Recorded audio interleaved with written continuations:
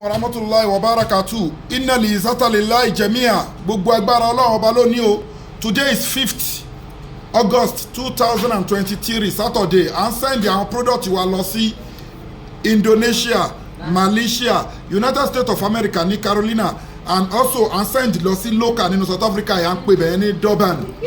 Ọlọ́run gbàdúrà wa èyíkéyìí nínú àwọn àìsàn tó bá ní contact Global Dahiratu Islamic Organization ẹ jẹ́ kí wọ́n láwọn product wa tẹ́ bá wo for example ẹ̀rí pé láwọn powder tó special ń bí àwọn powder yẹn ni mò ń sọ fún pé àwọn èèyàn ti ń rush kì í ṣe oṣólẹ̀ kì í ṣe àwúre kì í ṣe awọ́rò ni o kì í ṣe ẹ̀bẹ̀ àgbà kì í ṣe ìmùlẹ̀ àgbà àwọn powder yìí nǹkan tó wà fún ni pé ó máa create solid barrier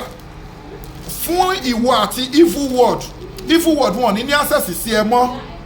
o ti understand nísìnyí gbogbo nǹkan tó bá wá ń lò tó bá wá ń ṣe iṣẹ́ agbójú ọwọ́ wa máa rí bá ti ṣe máa rọ́nà gbégbà ìkọ́ á máa já sọ́pẹ́ torí pé gbogbo àwọn monitoring spirit yẹn wọ́n ní rí channel ẹ mọ́ wọ́n ní rí ẹ mọ́ wọ́n ní rí network ẹ mọ́ wọ́n á máa lò gbèsè ayé so ilé ìjọsọ́lẹ̀ lọ jùmùlẹ̀ lọ tó bá ti ṣe sọ́ọ̀rì fàájẹ́ wọn máa ṣe sọ́ọ̀rì lọ ni tó bá ti ṣe múlẹ̀ wọn máa pa ẹran wọn máa pa gbogbo ẹ̀ lọ ni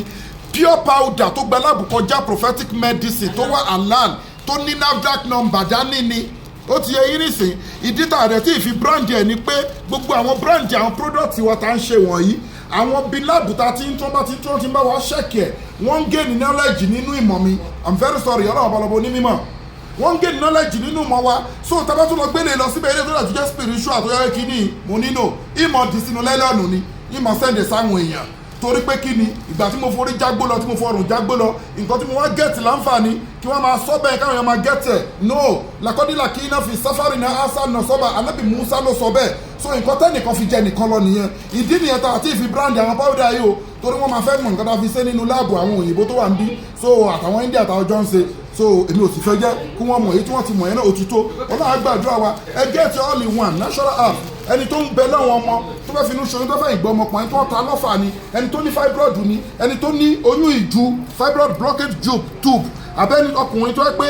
àbúbìnrin tó ní ovulation problem abẹ́ni tó ní cancer diabetics asthma àwọn àìsàn ńláńlá ẹ wọ́n sọ̀pọ̀ lórí +276129563889 èyíkéyìí nínú àìsàn ẹ kọ́ńtàtì organisation wa inna li izzata lillahi jami'a gbogbo agbára ọlọ́run ọba lóní o àdúrà yẹn á gbà gbogbo ẹ̀yin olólùfẹ́ wa ẹ̀rí bá ti ṣe rọrùn ní gbégbà ogun tọ́nà bá ti ṣẹ́nu gbèsè ayé yìí kò ní padà gbérí mọ́